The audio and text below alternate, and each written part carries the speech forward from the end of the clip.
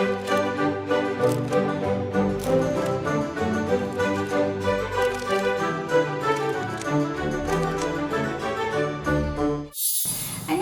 클릭 여러분. 반갑습니다. 오늘 진짜 귀한 분, 월클 바이올리니스트 홍희연 교수님 오셨습니다. 안녕하세요. 바이올리니스트 홍희연입니다. 이렇게 초대해 주셔서 감사합니다. 와주셔서 너무 감사해요. 영광입니다. 제가 이제 선생님의 토크쇼 이제 출연이 확정되고 나서 영상을 좀 찾아봤거든요. 근데 연주 영상을 엄청 많이 올리셨더라고요. 네. 그만큼 또 연주에 자신이 있으신 분이구나 해서 너무 부러웠는데, 확정되고 나서 저한테 교육자 대 연주자로서 네. 허심탄회하게 얘기하고 싶다 이렇게 네. 얘기를 하셨어요. 물론 저도 교육을 많이 하고 있긴 하지만 강의도 엄청 열심히 하시는 걸로 알고 있는데, 네. 상대방을 좀 높여주시는 굉장히 겸손하시고 또 매너가 너무 좋으신 분이시구나, 제가 그런 감동을 받았었어요. 그래서 교육자로도 훨씬 더 스킬 좋으실 것 같은데, 제가 너무 저를 높여주시면 감동을 받아가지고 너무 제가 만나 뵙고 싶었어요. 네, 저도 여기 출연하게 되면서 좀 이 채널들을 봤는데, 이런 팁들은 많이 가르쳐야만 알 수 있는 팁들인데, 와, 대단하신 분이다, 막 그렇게 생각이 들었어요. 아이고, 감사합니다. 네. 이제 모시게 돼서 너무 영광이에요. 네. 제가 좀 조사를 해봤더니 네. 최연소 찬양꾼이시더라고요. 네. 다 외우지도 못했어요. 뭐 네. 각종 국제 콩쿨들에 네. 엄청난 다 최연소 네. 있어요. 어떻게 하면 그럴 수 있나요? 여기 이경선 교수님 나오셨었잖아요. 교수님 네. 연주에서 우리 발표했었죠, 그쵸? 맞아요.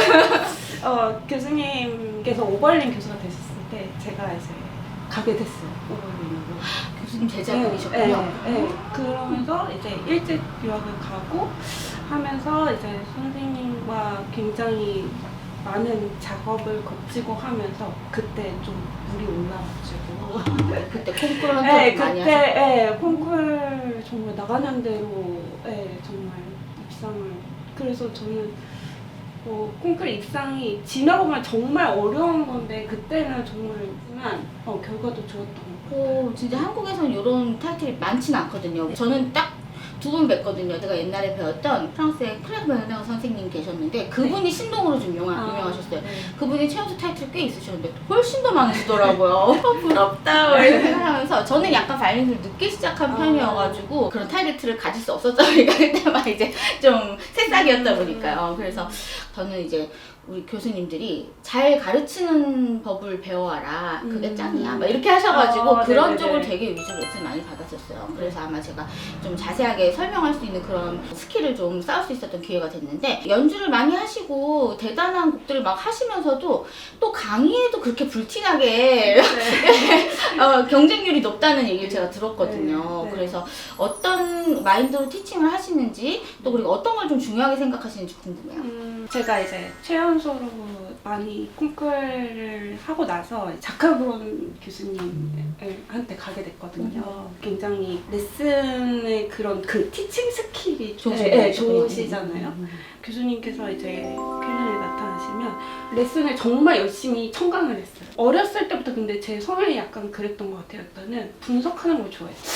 이게 안 되면 뭐 악기를 이렇게 틀어야 되나? 뭐 더 들어야 되나? 뭐 팔을 더 세워야 되나? 높여야 되나? 네, 그래서 그런 분석과 티칭 스킬에 워낙에 관심이 많았었다 보니까 교수님께서 바이올린 10개명 막 이런 것도 쓰셨잖아요. 그런 교육자이신 분께 오래 배운 게 이제 그때 사실 제가 좀 슬럼프가 왔었거든요. 그래서 약간 좀 힘든 시간을 보내고 그렇긴 했는데, 제가 나중에 지금 이제 학생들 많이 가르치니까 제가 그 시간이 이렇게 좀 쓰임 받을 수 있게 되는구나, 그게 정말 의미 있는 시간이었구나라고 생각이 돼요. 제가 계속 그냥 승승장구하고 연주만 많이 하고 했었다면 좀 지금 학생들을 가르치면서 이렇게 보람을 느낀다든지 하지는 못했을 것 같고, 학생들 가르치면서 저도 정말 많이 배우잖아요. 그리고 온전히 또 제게 되기도 하고. 네, 맞아요. 그거에서 느끼는 그런 뿌듯함과 요즘 보람이 있으면서도 약간 그 성취감도 있고. 그쵸, 맞아요. 그러면서 제 연주도 더 그 슬럼프에서 더 확실히 벗어나고 더 좀 편하게 할 수 있게 된 것 같기도 하고. 네. 네네네.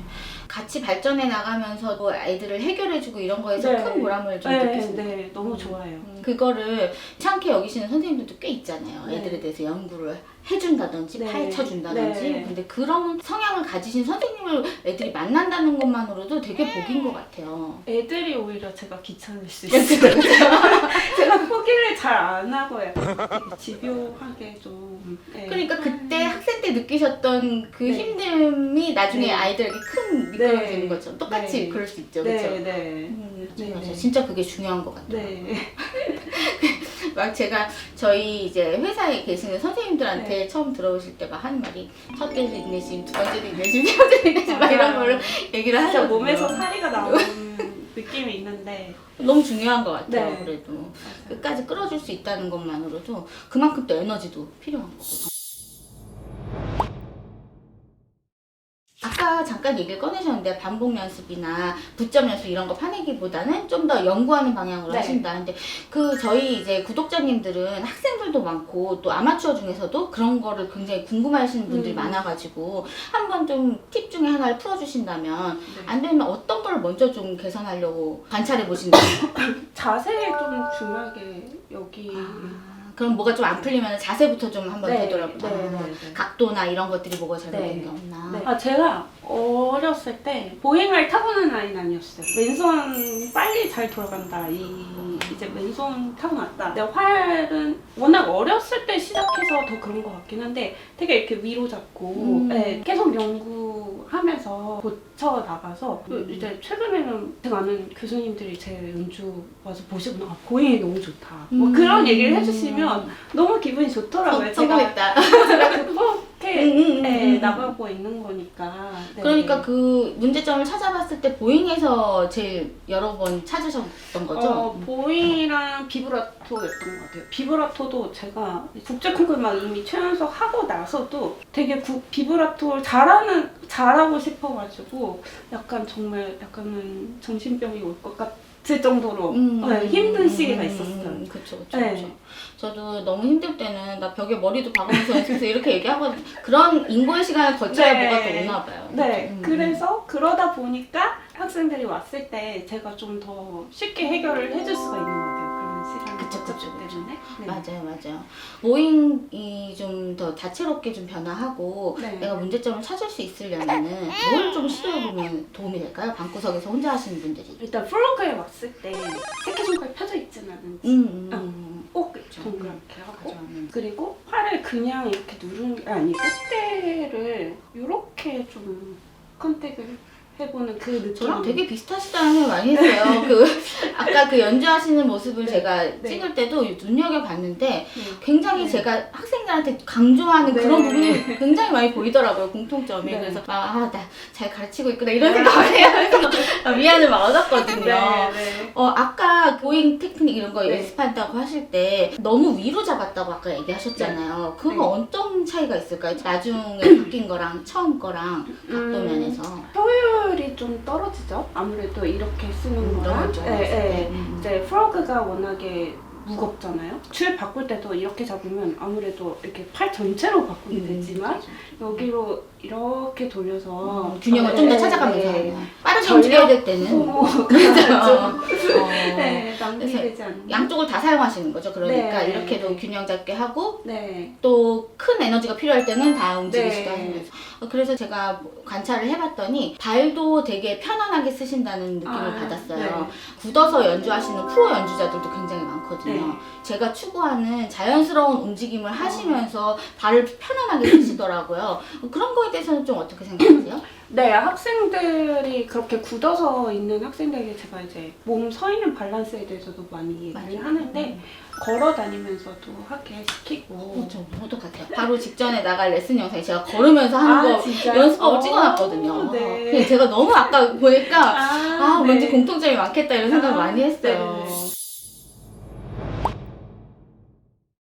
그러면은 아까 왼쪽 손이 네. 타고났다 이런 얘기 하셨는데 어떻게 바이올린 하시게 된지도 너무 궁금해요. 제가 이제 청주 출신인데 스즈키 메소드를 우리나라에 처음 도입한 분이 세운 유치원이 있어요.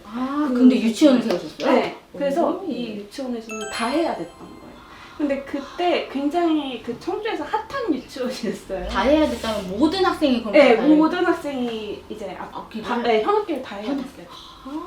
마치 사립초등학교처럼 그렇게 네, 신기하다. 다 해야 됐는데 이제 그 중에서 너무 부각이 됐던 거예요.